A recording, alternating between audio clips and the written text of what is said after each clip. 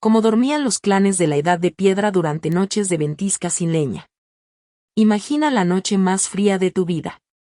De esas en las que tu aliento se convierte en nubarrones. Se te entumecen los dedos de los pies antes de llegar al resguardo y el viento te corta como un cuchillo de sílex. Ahora imagina quedarte sin leña en una noche así. Sin una gran hoguera que cruje, sin braseros, ni siquiera una manta recién curada de piel para abrigarte.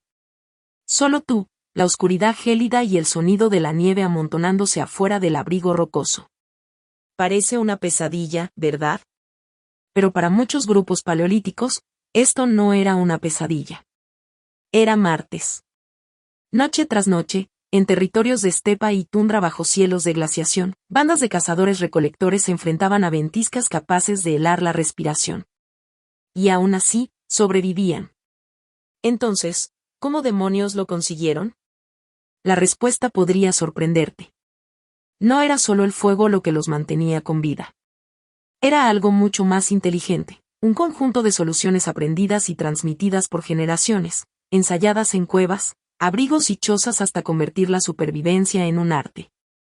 No hablamos de una única receta, sino de una manera de habitar el frío. Cuando pensamos en mantenernos calientes, pensamos en fuego. Una gran hoguera en medio de la noche parece una pila de pieles. Pero cuando el paisaje es ralo en árboles, llanuras barridas por vientos glaciales, matorrales bajos, cursos de agua helados, la leña no siempre era una opción. Suena extraño, ¿verdad? En estaciones largas y duras, cuando los troncos no abundaban o estaban empapados de hielo, depender solo de la madera era una apuesta perdedora. Así que, en cambio, convirtieron la supervivencia en un arte completo. Eligieron refugios que funcionaran como cámaras de aislamiento natural, durmieron apretados para multiplicar el calor, aprendieron a vestir por capas con pieles, fibras vegetales secas y cuero, construyeron hogares bajos que ardían lentamente, dominaron el uso de piedras calientes, y, cuando la domesticación llegó ya en el Neolítico, integraron animales pequeños a la vivienda para aprovechar su calor corporal sin anacronismos. Su estufa secreta, en el Paleolítico superior, tenía hocico, el perro. No era una mascota en el sentido moderno, sino un aliado en la caza, en la vigilancia y en la noche. Los perros paleolíticos dormían cerca de la entrada del abrigo o pegados a los cuerpos humanos, compartiendo calor. En zonas costeras o ribereñas del Mesolítico, los campamentos temporales, levantados con armazones de madera flexible cubiertos con pieles impermeabilizadas con grasa, alojaban familias que dormían codo con codo, y el perro, enroscado, era parte del círculo cálido. Más tarde, con el Neolítico bien asentado, cuando aparecieron aldeas y corrales de cabras y ovejas, algunas chozas integraron pequeños compartimentos contiguos para los animales, no por capricho, sino por el calor y la seguridad que aportaban. Imagínalo. Una choza de paredes de barro y paja, techo de césped, un hogar central tenue, una familia envuelta en pieles, y, al otro lado de un tabique bajo, 2 ovejas rumiando, cada una irradiando un calor constante que sube y se mezcla en el espacio común. El diseño, incluso sin madera abundante, lo hacía aún más inteligente. En chozas de foso semienterradas, usadas en climas fríos tanto en Paleolítico tardío como en transiciones mesolíticas, el piso del área de dormir estaba ligeramente más alto que el nivel del hogar o de la zona de acceso. El frío, denso, quedaba atrapado abajo, el calor, ligero, ascendía y se reunía donde la gente descansaba. En refugios neolíticos, los corrales de animales se asentaban 1 o 2 peldaños por debajo del área familiar. Su calor subía, el aire frío se acumulaba con el estiércol consolidado y la paja en el nivel bajo. Biología convertida en calefacción. Nada glamuroso, pero vital cuando el viento buscaba cualquier resquicio para morder la piel. Ahora, hablemos del refugio en sí. A primera vista, una cueva parece solo piedra y oscuridad. Una choza de huesos de mamut parece frágil contra la noche. Un abrigo rocoso parece un simple techo natural. Pero acércate un poco más y verás máquinas de supervivencia diseñadas capa por capa. En cuevas, la gente buscaba salas internas donde el techo no goteara, donde el humo pudiera acumularse sin asfixiar y donde el aire movido por la ventisca no entrara directo. En abrigos, levantaban biombos de piel sobre marcos de ramas para cortar la corriente. En llanuras sin roca accesible, Erigían estructuras con costillas de mamut, clavadas en el suelo formando arcos, cubiertas con pieles gruesas y selladas en las uniones con grasa y arcilla. Piensa en ello como un aislamiento prehistórico, denso, transpirable y con gran capacidad de retención de calor. El techo contaba la misma historia. No era solo paja. En chozas y cabañas tempranas, el techo se cubría con césped, a veces con espesores sorprendentes, que en invierno funcionaban como una mantita gigantesca y en primavera sacaban brotes, camuflando el campamento en la ladera. Sobre marcos de ramas flexibles, capas de pieles superpuestas se solapaban como escamas, desviando la nieve y el agua. En gélidos parajes abiertos, lonas de piel tendidas a baja altura, tensadas con tendones, reducían el volumen de aire a calentar, lo justo para una familia y sus objetos esenciales. No olvidemos el suelo. El enemigo no es solo el viento, es el frío que asciende desde la tierra. El aire frío se filtra por cualquier rendija y roba calor con una paciencia de depredador. Para combatirlo, apilaban capas de paja, matas de pasto seco, camas de musgo, esterillas de fibras y pieles curtidas. En cuevas, extendían corteza y junco, y sobre eso, pieles de reno o bisonte. Algunas viviendas se hundían parcialmente, usando la tierra misma como batería térmica, fresca en verano, menos fría en invierno. El calor de los cuerpos, retenido por muros de barro mezclado con paja, no se perdía como en un espacio abierto. Así, mientras afuera aullaban las tormentas de nieve, dentro de un refugio bien planeado se podía sostener una temperatura apenas por encima del punto de congelación, a veces suficiente para que el agua no cristalizara en los recipientes de piel. No suena acogedor según nuestros estándares, pero era la diferencia entre dormir y no despertar. Sus trucos con el fuego podrían sorprenderte aún más. La imagen de un gran Blas devorando troncos no era ni práctica ni deseable. No querían llamas rugientes, necesitaban calor constante. El hogar típico era un círculo o semicírculo de piedras, bajo y contenido. El humo, lejos de canalizarse por chimeneas rígidas, se filtraba hacia arriba y hacia los costados, saliendo por una rendija, un hueco superior, en cuevas, disipándose en capas más altas como una nube persistente que impregnaba el techo con compuestos que, de paso, ahuyentaban insectos. En campamentos costeros mesolíticos, además del hogar central, encendían lámparas de grasa, pequeños cuencos de piedra o conchas grandes cargadas con grasa de foca o de pescado, mechas de fibra vegetal retorcida, luz y calor que no desperdiciaban madera. Aquí llega un detalle que parece magia, pero es física. Por la noche, sacaban piedras al rojo vivo del hogar, las dejaban perder la violencia inmediata del calor, las envolvían en pieles curtidas y las colocaban bajo las camas o junto a los pies. ¿El resultado? Lo que hoy llamaríamos una bolsa de agua caliente, pero hecha de roca. Calentadas a buena temperatura, más que suficiente para irradiar sin quemar, sostenían un calor silencioso durante horas. En suelos húmedos, estas piedras se colocaban en cavidades poco profundas que distribuían el calor. Y cuando la madera escaseaba, se volvían creativos, quemaban huesos largos y compactos, que arden y aportan calor más seco que el de la leña húmeda o estiércol seco, cuidadosamente acumulado durante días menos crudos y dejado secar al abrigo del viento. No era glamuroso, pero mantenía el hogar vivo sin malgastar combustible. Incluso practicaban el hervor por piedras, calentaban cantos en el fuego y los sumergían en recipientes de piel resistente con agua para preparar caldos o infusiones, sin necesidad de poner el recipiente directo al fuego. Así, mientras el mundo exterior se congelaba, estos grupos dominaban el arte del calefactor silencioso. Nada de llamar la atención con fogatas altísimas, un círculo rojo bajo, controlado, alimentado con aquello que el paisaje concedía. Diseño simple y entendimiento fino del clima. Esa misma lógica aparece en cómo dormían. Si alguna vez has acampado en suelo helado, sabes que el enemigo es el contacto. El frío roba calor del cuerpo a través de la superficie con una eficacia implacable. Lo sabían bien, y su solución era simple: los genios duermen más alto y más secos. En cuevas, buscaban repisas de roca donde el aire más templado se acumulaba. En abrigos construían plataformas de ramas entrecruzadas, elevadas sobre horquillas de madera, cubiertas con pieles. En chozas, esa plataforma, una suerte de banco, mantenía el cuerpo lejos del suelo húmedo y lo acercaba al techo donde el humo tibio se acumulaba. Algunas plataformas eran lo bastante amplias para varias personas, otras eran nichos individuales, como cápsulas rústicas que atrapaban el calor corporal. En campañas largas, el ingenio llegaba a colgar cunas de fibras vegetales del entramado del techo, donde el aire era menos frío y la crianza nocturna no obligaba a pisar un suelo mortalmente helado. No se detuvieron ahí. Debajo de las camas, apilaban paja, fibras y capas de corteza. Cada estrato añadía aislamiento, frenando la mordida del suelo. Nada se desperdiciaba. Además, el espacio bajo las plataformas servía para proteger del hielo y de roedores a lo que no podía congelarse. Cuerdas de tendón, pegamentos de resina y brea de abedul, bolsas con sílex trabajado, raspadores en progreso, un manojo de raíces comestibles recolectadas y secas. El propio calor de los cuerpos de arriba templaba ese pequeño almacén. Y en refugios con techos altos o bóvedas, construían altillos o aprovechaban galerías naturales, sobre vigas o repisas de roca, depositaban pieles para dormir literalmente en las vigas, atrapando el aire más templado de la estancia mientras afuera la ventisca golpeaba con furia.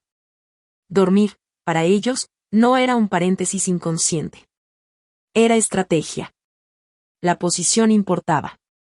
Las capas importaban. La relación con el fuego importaba. Cada detalle los mantenía un paso delante del frío. Y hablando de capas, su manera de vestirse para dormir era otro truco de supervivencia completo. Nadie se desvestía para dormir en pleno invierno glaciar. Al contrario, se vestían para dormir. Las prendas no eran un único abrigo grueso, eran capas.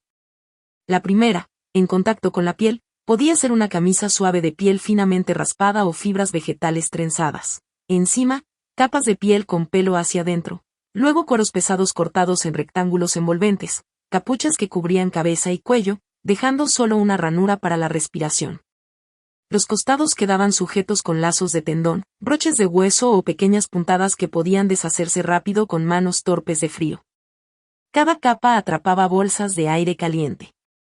El concepto moderno de vestir por capas ya estaba en práctica, sin nombre, pero con precisión.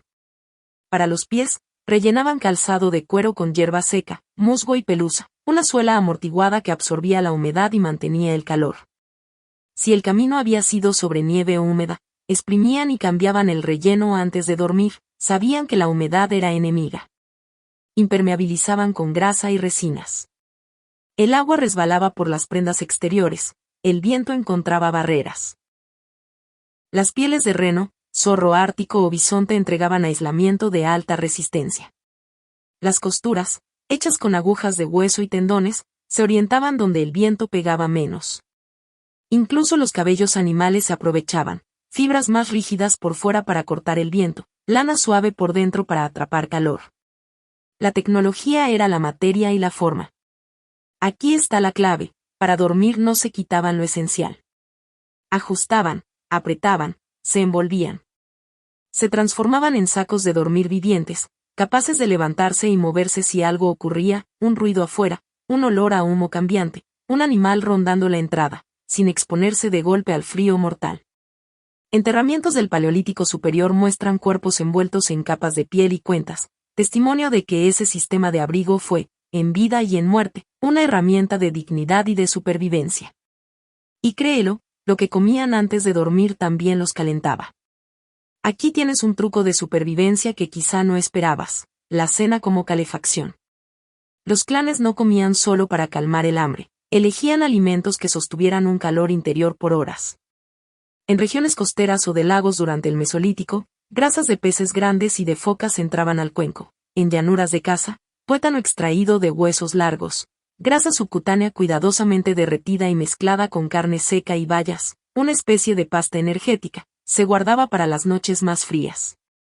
Nueces, avellanas, bellotas tratadas para quitar amargores, aportaban aceites que el cuerpo metabolizaba lentamente.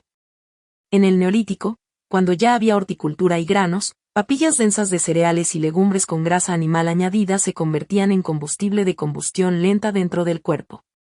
¿Por qué? Porque digerir grasa toma tiempo. A medida que el cuerpo la descompone, libera energía lentamente, como un tronco que arde sin llamarada. Eso mantenía un flujo de calor desde adentro hacia afuera, horas después de acostarse. Familias enteras guardaban raciones para la hora de dormir, caldos de hueso, espesos y brillantes de colágeno, infusiones calientes de plantas aromáticas que ayudaban a la respiración en ambientes ahumados, bocados de carne seca que rehidrataban en el líquido caliente, todo servido en recipientes de madera o en bolsas de piel tratada. Cuando la comida se volvía escasa, recurrían a hoyos de almacenamiento, enterramientos frescos que conservaban raíces y tubérculos, o fosas frías donde mantenían carne ahumada o secada al viento. Nada se desperdiciaba, todo se optimizaba para conseguir calor. Así, mientras alguien ahora tomaría una bebida dulce, ellos se alimentaban de grasas y caldos que convertían el cuerpo en un radiador silencioso. La comida no era solo supervivencia, era calor medido bocado a bocado. Y, sin embargo, la fuente final de calor no provenía del fuego, ni de la grasa, ni de los animales cercanos, sino de algo aún más cercano, otras personas. El secreto final, y quizá el más cálido de todos, era dormir juntos. Familias, niños, ancianos, todos arropados bajo pieles pesadas, apretados sobre la misma plataforma o repisa. Cada cuerpo humano, como un pequeño fogón, emite calor. Multiplica ese calor por 4, por 6, por 10 cuerpos apretados y se obtiene una masa térmica compartida. Eso, unido a una buena cobertura de pieles, podía decidir entre escalofríos interminables o descanso suficiente para no morir de hipotermia. Los perros se acurrucaban junto a los costados o detrás de las rodillas humanas. No eran un adorno ni una compañía abstracta, sino parte del sistema nocturno de supervivencia.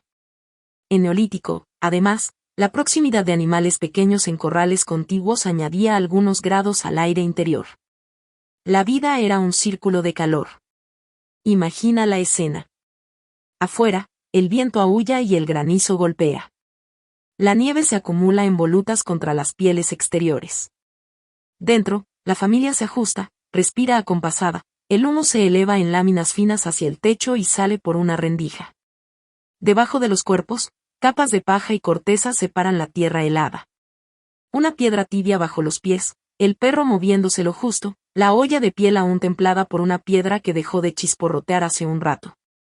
Y en medio de todo, latidos compartidos, calor multiplicado. Para estas bandas, dormir no era soledad. Era un acuerdo. Y al amanecer, si el tiempo lo permitía, no solo se levantaban vivos, se levantaban con fuerzas para seguir la jornada. En el Paleolítico, recogían sus útiles, comprobaban puntas y filos, se ajustaban capuchas y salían a rastrear. En el Mesolítico, cuando la niebla levantaba en los pantanos y los juncos susurraban, llevaban sus redes y arpones a cursos de agua, o remaban en canoas huecas por ríos aún bordeados de hielo. En el Neolítico, revisaban graneros de barro, alimentaban a cabras y arrojaban un puñado de grano en suelos húmedos cerca del poblado. No era resistencia pasiva, era una vida en movimiento y cuidado. Superaban al frío con inteligencia, con perros convertidos en compañeros calefactores, con cuevas y chozas transformadas en cámaras de aislamiento, con camas elevadas que eran cápsulas térmicas, con ropa en capas convertida en sacos de dormir portátiles, con comida pensada para liberar calor despacio, y con familias, y más tarde aldeas, que eran hornos comunitarios.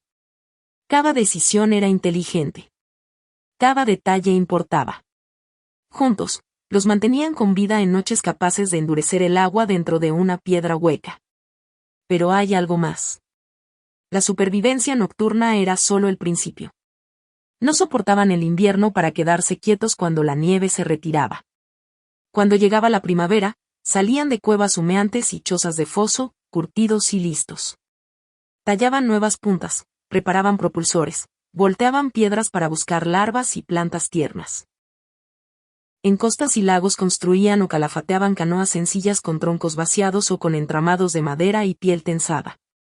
Y seguían las migraciones de los grandes herbívoros o las corrientes de peces, atentos a señales que hoy llamaríamos calendarios naturales. ¿Cómo lo hicieron? ¿Cómo lograron, sin mapas ni brújulas, expandirse por continentes enteros, bordear costas, cruzar estrechos y aprender rutas estacionales con una precisión que hoy asombra? Esa es otra historia, una que no querrás perderte. Ahora entremos en los detalles finos de cada truco y cómo variaba entre Paleolítico, Mesolítico y Neolítico, respetando el orden de lo ya contado, para que veas que no eran improvisaciones, sino sistemas completos y coherentes. El calefactor animal, del perro paleolítico al redil neolítico. En el Paleolítico superior, el perro aparece como el compañero clave. Su pelaje grueso, su capacidad para percibir peligros y su disposición a dormir junto a los humanos lo convierten en un emisor de calor perfecto que, además, vigila.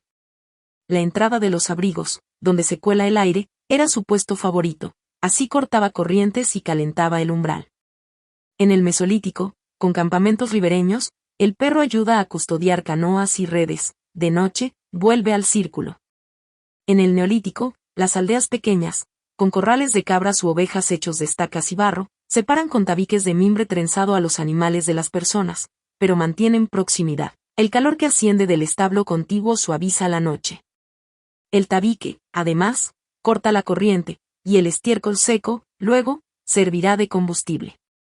El refugio como máquina térmica, cueva, abrigo, choza de hueso, choza de foso. La cueva ofrece masa térmica y protección contra el viento. La elección de la sala y la orientación respecto a la entrada define la temperatura base. En abrigos rocosos, pantallas de piel sobre marcos de ramas cortan el viento lateral. En llanuras sin roca, la arquitectura de huesos de mamut y pieles, apoyada sobre un anillo de piedras, crea una cúpula baja con un volumen reducido de aire para calentar.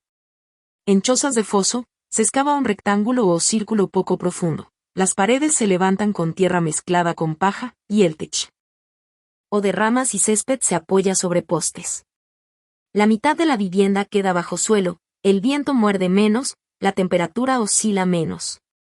En aldeas neolíticas, paredes de barro y paja, adobe, y techos de césped o válago, con postes de madera, duplican el principio a escala mayor. El suelo, enemigo silencioso. Paja, musgo, corteza y pieles crean una barrera contra la conducción de calor. Cualquier humedad se combate con cambios nocturnos, sacudir la hierba húmeda, rotarla, reemplazar las capas más mojadas por secas que se guardaron enrolladas cerca del techo. Las camas se elevan en cuerdas tensadas o en parrillas de ramas. En cuevas, se identifican capas de ocupación con cenizas y camadas de herbáceas, señales de este mantenimiento constante. El fuego bajo y las lámparas de grasa. El hogar bajo evita pérdidas por tiro excesivo. La salida del humo no es un tubo rígido, es una rendija, una ranura que modula el flujo. El humo caliente se acumula en capas altas, templando el aire. Las lámparas de grasa, con mechas de fibra, proporcionan luz y calor constante cuando no hay leña. En zonas con abedules, preparar brea de abedul sirve para impermeabilizar costuras y, también, como auxiliar para prender fuego en condiciones húmedas. En el Mesolítico, en costas, conchas grandes hacen de cuencos de grasa. En el Neolítico, vasijas toscas de arcilla permiten sostener brasas y calentar líquidos directamente. Las piedras calientes y el hervor indirecto. Cantos calentados, envueltos en piel y colocados bajo las camas o a los lados de los pies. Piedras al rojo que se sumergen, con cuidado, en bolsas de piel o en cestas recubiertas con arcilla para hervir sin fuego directo. Este hervor por piedras cocina caldo sin agrietar recipientes orgánicos. Las piedras se rotan, mientras unas irradian, otras se calientan. Dormir arriba, respirar mejor. La estratificación térmica se usa a favor, arriba, más tibio, abajo, más frío. Repositorios colgantes para bebés, repisas naturales, altillos improvisados. Todo ello reduce contacto con suelos enfriados por infiltraciones de agua o hielo cercano. En cuevas, la repisa escogida minimiza corrientes internas. En chozas, se colocan cortinas de piel a media altura para atrapar el aire templado en la zona de dormir. Vestir por capas, agujas de hueso, tendón y grasa. Costuras finas con agujas de hueso pulidas y tendones retorcidos, piezas pensadas para solaparse. El pelo hacia adentro en capas internas, hacia afuera en externas, según el viento. Relleno de calzado con gramíneas secas cambia cada noche. Capuchas integradas con hombros para no dejar huecos. Grasa y resina para impermeabilizar. Nueva capa si el viento arrecia, menos capa si el hogar está estable. Comer para calentarse, tuétano, grasas, papillas densas. Tuétano extraído con percutores y cuñas de piedra, carne secada en bastidores, en el Mesolítico, peces ahumados y grasas marinas. En el Neolítico, papillas y guisos espesos con granos y legumbres, siempre con grasa añadida para sostener el calor interno nocturno. Beber caldos espumosos de colágeno antes de dormir no es gusto, es estrategia. El calor compartido, familia, perro y, más tarde, rebaño contiguo. Círculo apretado, pieles pesadas por encima, brecha cero entre cuerpos. El perro pega la espalda donde más falta hace, su oído alerta suple a la puerta. En el Neolítico, las paredes de barro median entre el grupo humano y animales. El calor se comparte sin mezclar olores en exceso, con limpieza matinal para evitar enfermedad. Sube el termostato con lo que tienes, bajar el techo, subir la cama, sumar una piel, cambiar la hierba húmeda de los pies, arrimar al perro, añadir grasa al caldo, sellar una rendija con arcilla. Cada microdecisión suma grados. Y cada grado, de noche, es un triunfo. En este punto alguien podría preguntar, ¿y si el clima no era el mismo en todas partes? Exacto. La edad de piedra no fue un monolito. Hubo glaciaciones, interglaciares, regiones boscosas, playas de mar frías y marismas templadas. Por eso cada truco se adapta. Donde hay bosque, la leña entra en la ecuación. Donde el mar regala grasa, la lámpara alumbra. Donde la cueva ofrece bóveda, se usa. Donde solo hay cielo abierto, la cúpula de piel y hueso se vuelve hogar. La lógica es la misma: reducir pérdidas, aumentar aportes, usar la materia del entorno. Y, como toda cultura viva, estos grupos ajustaban según la estación. En otoño, cuando hay excedente de grasa y carne, se prepara una reserva específica para las noches largas, tiras de carnes secas, empacadas con grasa derretida y bayas, bolsas de piel con tuétano solidificado, nueces recolectadas y almacenadas en fosas con piedras para alejarlas de roedores. En invierno profundo, se gasta calor solo en lo necesario: remendar, fabricar puntas, raspar pieles, contar historias al ritmo del crepitar bajo. En primavera, se cambian los rellenos del calzado con mayor frecuencia, la nieve es más húmeda, y el humo se maneja con rendijas más abiertas porque el objetivo ya no es solo calentar, sino secar. Con todo esto en mente, volvamos al inicio: noches de ventisca sin leña. La receta no es heroica, es minuciosa. Es escoger cuevas con buena ventilación alta, es crear un biombo de piel para cortar la corriente del umbral, es poner una piedra tibia bajo los pies, es conseguir que el perro duerma pegado, es comer grasa antes de acostarte, es levantar la cama con horquillas y ramas, es colgar la cuna del entramado, es vestir 2 capuchas en vez de una si el viento grita, es sellar con arcilla fresca la grieta que por la tarde no parecía problema. Un tejido de pequeñas acciones. Y si la noche parece interminable, hay un último recurso: contar historias. No es romanticismo. La palabra, mitos de ancestros, relatos de caza, cantos que marcan el ritmo de la respiración. Organiza a la familia, desvía la mente del frío, sostiene la calma para que los niños duerman y los adultos no malgasten energía en movimientos inútiles. El conocimiento viaja en esa voz: la mejor forma de tender una piel para que no chorree, la trenza que no se rompe con hielo, el nudo que se desata aún con dedos entumecidos. Religión y saber no salen de libros ni de códigos, se encienden en la penumbra del hogar y se fijan en paredes de roca en la luz de las lámparas de grasa. La pintura rupestre, lejos de ser un lujo, participa de esa red. En noches menos feroces, alguien se aparta al fondo de la cueva y, a la luz oscilante, traza bisontes, renos, manos. Mientras el resto duerme pegado, esa persona sopla pigmento por un tubo de hueso, y el aire caliente que sale de su boca se mezcla con la leve tibieza de la lámpara. Arte, sí, pero también memoria y ley. Un mapa de animales, de gestos, de favores pedidos al mundo. Al amanecer, cuando todo parezca apenas tibio, esas figuras aún respiran humo, y decir sus nombres mientras se calzan las botas rellenas de hierba no es ornamento, es calentarse por dentro con una certeza humilde, la de pertenecer a una cadena que ha dormido en esa piedra muchas veces y despertado después. Y cuando el clima suaviza lo justo, la vida retoma su impulso ancho. Tallan hojas finas de sílex para puntas nuevas, retocan microlitos para flechas tempranas en el Mesolítico, en el Neolítico, amasan barro para reparar una vasija o levantan una nueva pared de paja y lodo. Cortan fibras para redes, enderezan astiles junto al hogar bajo, prueban el propulsor con una lanza corta detrás del abrigo, sienten el brazo recordar. La noche siguiente volverá a pedir lo suyo, pero ya saben cómo responder. Y cuando la estación cambia de verdad, se rompe el círculo del frío, el hielo retrocede, el musgo reverdece, el río suelta su piel dura. La banda levanta campamento o sale de la cueva a roturar un pedazo de tierra húmeda con palos cavadores, si ya es tiempo de aldeas, o a seguir huellas sobre barros blandos, si aún es tiempo de migrar. ¿Cómo pudieron estas gentes, sin hierro, sin armas fulgurantes, sin castillos, construir una vida que no solo resistía el invierno, sino que lo incorporaba como un maestro exigente? ¿Cómo aprendieron a leer el cielo, el aliento de los animales, el sonido de una grieta en el barro congelado, para decidir si poner otra piel encima o abrir un poco más la rendija del humo? ¿Cómo expandieron su mundo, de cueva en cueva, de valle en valle, de costa en costa? Esa, como dijimos, es otra historia, pero una que, en su corazón, se calienta en la misma fogata baja que encendieron anoche. Profundicemos, sección por sección, en microescenas y ejemplos verosímiles que anclan estos principios en la vida cotidiana, respetando el orden ya propuesto. La noche más fría y sin leña, elección del sitio y microdecisiones. Imagínate una familia en un abrigo rocoso orientado al sur. Afuera, el viento viene del noroeste. El primer gesto no es prender fuego, es tendido. Una capa de corteza de abedul, recogida en otoño y guardada seca, se extiende sobre la tierra. Encima, haces de hierba seca, luego pieles con pelo hacia arriba. El lugar elegido está a medio abrigo, no tan al fondo, donde el humo se estanca, ni tan cerca de la entrada, donde muerde el viento.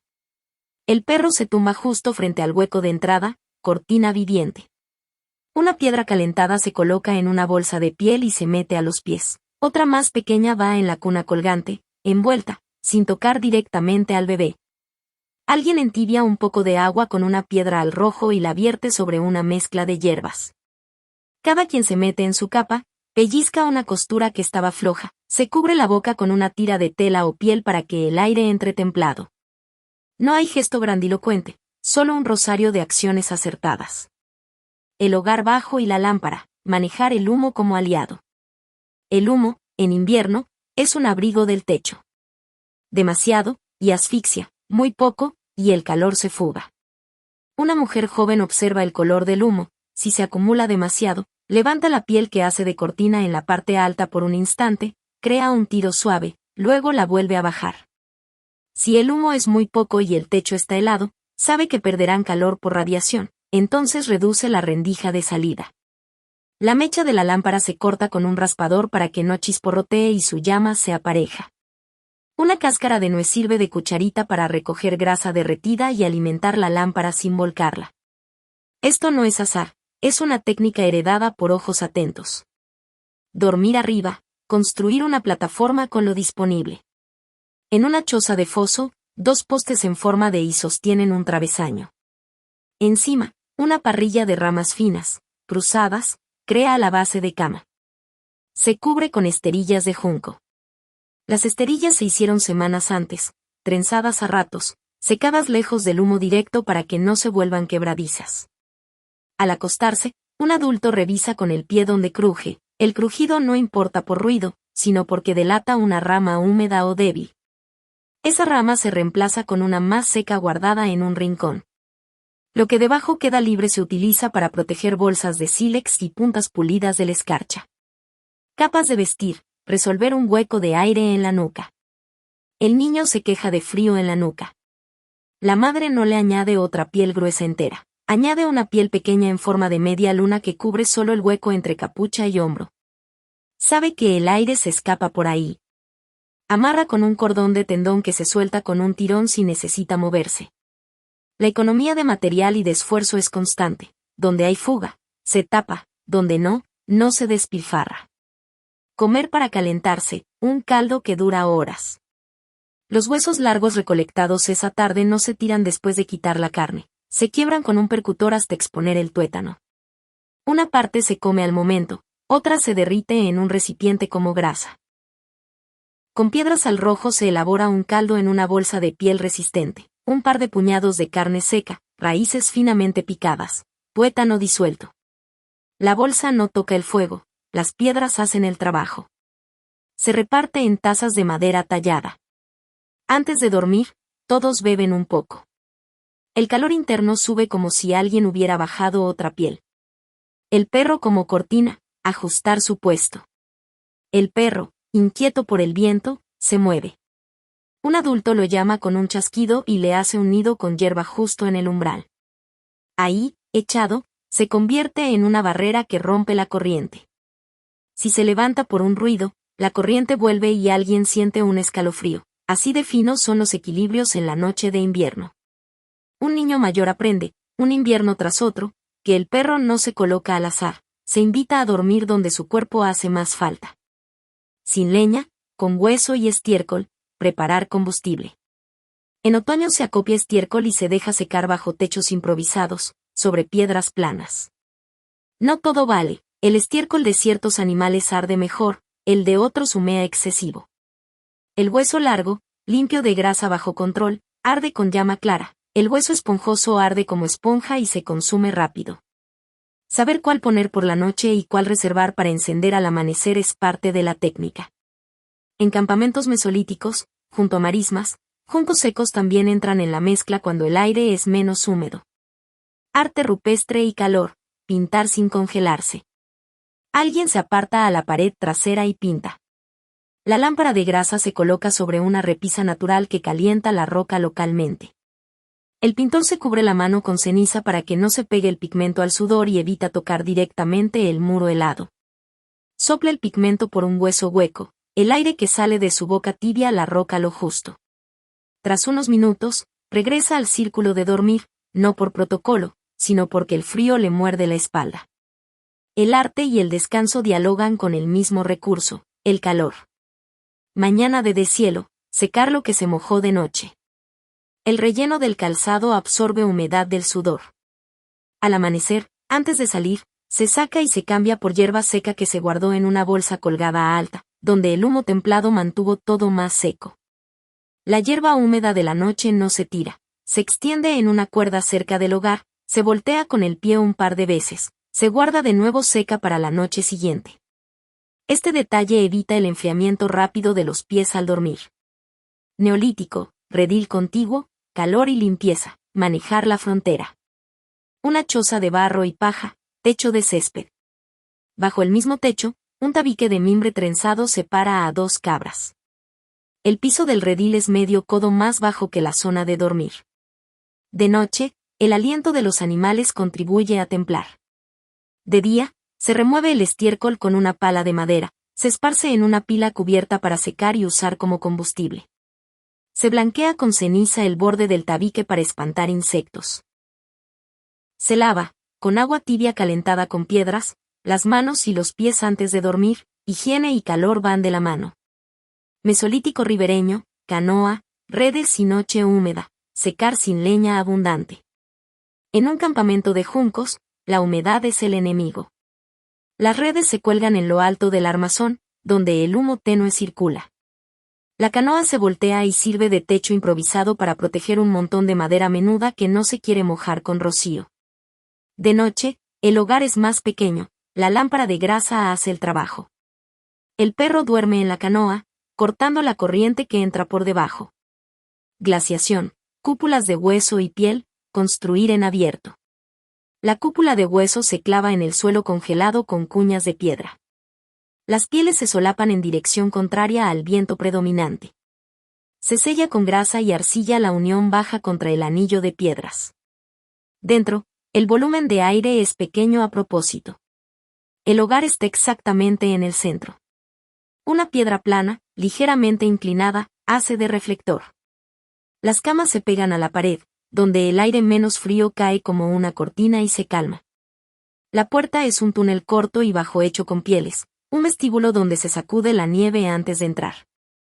El perro duerme en ese túnel, guardián y calefactor. Justicia y acuerdos en la noche, reglas que también calientan. No hay códigos escritos, pero hay normas.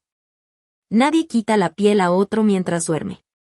Quien llega último al abrigo tiene derecho al borde, pero recibe una piedra caliente. Quien madruga, aviva el fuego para todos.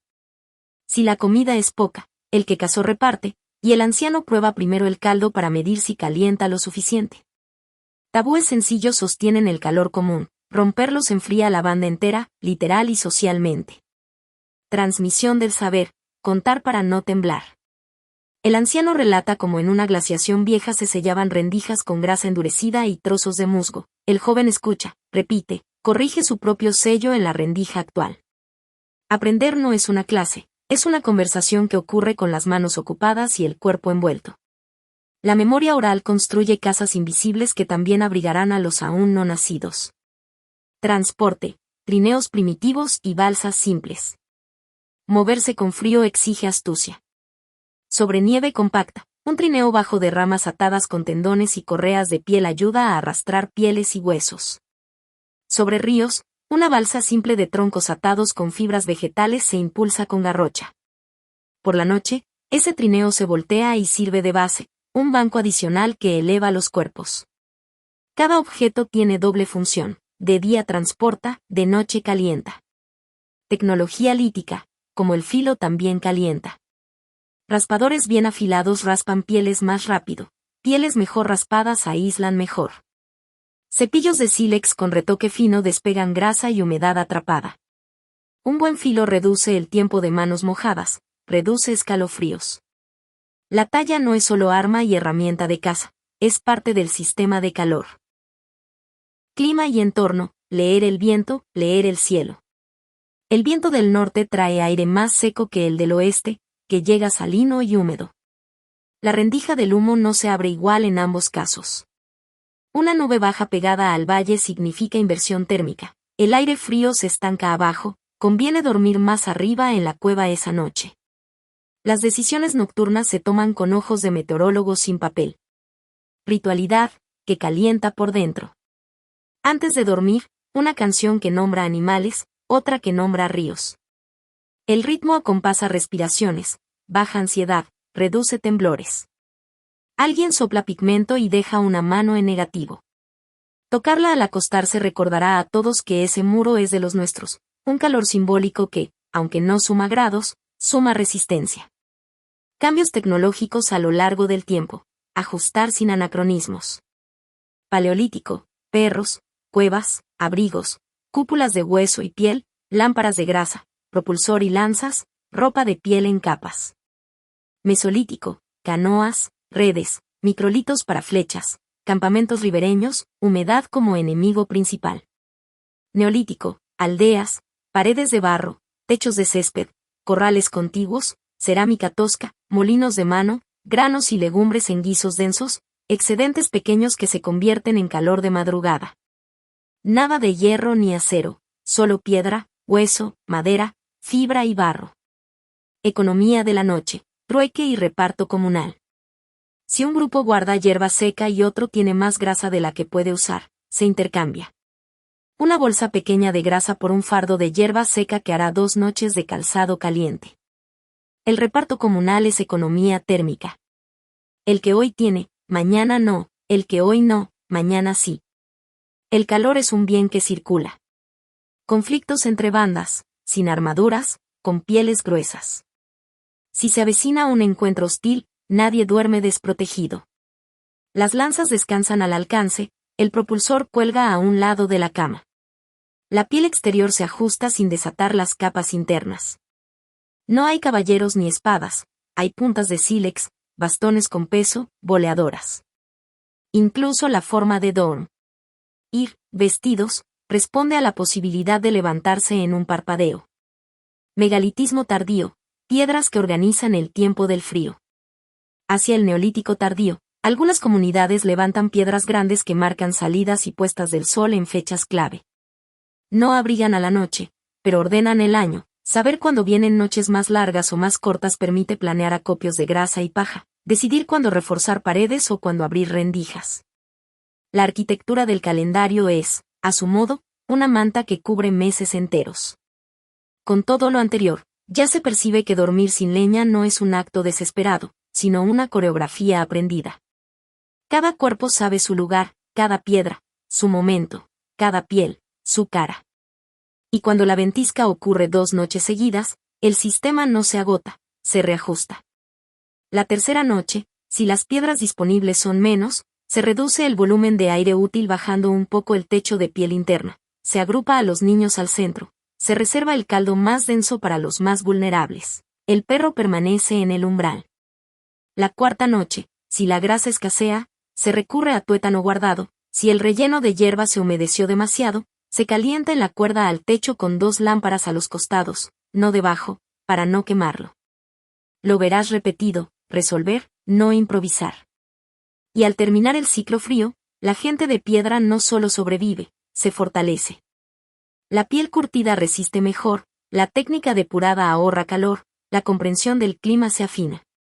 Llegan los días templados, y con ellos la expansión, rastros nuevos, riberas distintas, pequeños huertos en el Neolítico, canoas más seguras en el Mesolítico. ¿Cómo se orientan sin mapas? Observan aves migratorias, leen corrientes, recuerdan cantos que marcan secuencias del cielo. Esa historia de viajes, expansión y memorias petrificadas también se calienta en un hogar bajo, a base de grasa, piedras y voces. Para cerrar el arco de esta adaptación manteniendo el orden de ideas original, del miedo a la ventisca a la pregunta por la expansión, reunamos en una guía secuencial los pasos que un grupo de la Edad de Piedra seguiría, noche tras noche, cuando la leña se ha agotado y el frío aprieta. Es una lista práctica que respeta el relato previo. Elegir el sitio exacto dentro del refugio, medio abrigo, sin corrientes directas, con salida alta del humo controlable. Preparar el suelo, corteza, hierba seca, esterillas, pieles con pelo hacia arriba. Elevar la cama, parrilla de ramas, repisa de roca, altillo o cuerdas tensadas. Organizar el umbral, túnel bajo de piel, el perro en el puesto, saco o cama de hierba para él. Encender un hogar bajo, círculo de piedras, llama pequeña, estable, rendija de humo según viento. Añadir lámpara de grasa si falta leña, cuenco de piedra o concha, mecha corta, llama pareja. Calentar piedras, rotación entre fuego y cama, envoltura en piel para no quemar y para prolongar la emisión. Ajustar la ropa por capas, revisar nuca, muñecas, tobillos. Tapar huecos, capucha bien solapada. Preparar el caldo nocturno, tuétano, grasa, carne seca, raíces, hervir por piedras en bolsa de piel o vasija tosca. Secar y cambiar relleno del calzado, hierba seca de la cuerda alta, la húmeda a secar con humo. Agrupar, niños al centro, ancianos cerca de piedra tibia, adultos hacia los bordes, perro al umbral. Sellar rendijas, arcilla fresca, grasa endurecida, musgo apretado en grietas bajas. Repartir guardias, 2 pares de ojos alternos, nadie se levanta sin cubrir primero su hueco en la manta común. Contar historia breve, bajar la ansiedad, ordenar respiraciones, reforzar aprendizajes de la noche. Dormir, pero vestidos, listo para moverse sin exponerse, puntas y propulsor al alcance. Al amanecer, reavivar brasas, calentar piedras nuevas, secar rellenos de calzado, ventilar lo justo. Evaluar reservas, grasa, estiércol seco, huesos para quemar, redistribuir según vulnerables. Reparar, hebra de tendón rota, puntada floja, tabique de mimbre vencido, cada arreglo suma grados. Planear la noche siguiente, si el viento cambia, mover cama, si la humedad sube, duplicar relleno de hierba, si la comida baja, reservar caldo más denso para última vigilia. Salir al día breve, rastrear, recolectar, revisar trampas, volver antes del crepúsculo para rehacer la coreografía. Esta lista existe implícitamente en el relato que ya recorrimos. No es un manual colgado en la pared, es memoria muscular y colectiva. Por eso, cuando alguien hoy pregunta cómo dormían sin leña en una noche de ventisca, la respuesta no es un truco único, sino un sistema. Y ese sistema, como hemos visto, depende de una cultura material de piedra, hueso, fibra, barro y grasa, de una cultura social de reparto, tabúes y consejos, y de un saber ritual que da sentido a la espera y al temblor. Volvamos al cierre del relato original. Después de dominar la noche, esas gentes salían fuertes a construir, cortar, navegar o migrar. Aquí, la adaptación prehistórica se endereza. Cuando el hielo retrocede, no construyen barcos grandes para mares lejanos con maderas talladas al milímetro, tallan troncos para canoas de río, cosen pieles a entramados para balsas, pulen palas, preparan redes. La misma mano que por la noche ajusta una capucha cose por el día una malla de fibras. El mismo ojo que mira la rendija de humo decide si un cañaveral dará cobijo contra el viento vespertino. Nada se desperdicia del aprendizaje nocturno. El viento que enseñó donde duele la nuca enseña, al día siguiente, donde amarrar mejor la canoa. ¿Y cómo lograron, sin mapas ni brújulas, cruzar estrechos, bordear costas, internarse por valles desconocidos? Con calendarios en la cabeza, con rutas memorizadas como cantos, con señales celestes que dicen cuando una corriente cambiará de humor. Ese viaje, la gran expansión humana, merece su propia vigilia junto al fuego. Por ahora, quédate con la imagen que abriga todo. Una lámpara de grasa que no titubea, una piedra que entrega su calor como un animal dormido, una familia que se pega sin vergüenza, un perro que corta el viento sin saber de teorías, una rendija que respira lo justo, un caldo que calienta por dentro, una piel que no deja hueco. Con eso, la noche, por muy larga, ya no es enemiga, sino una maestra ruda a la que se le aprende con respeto.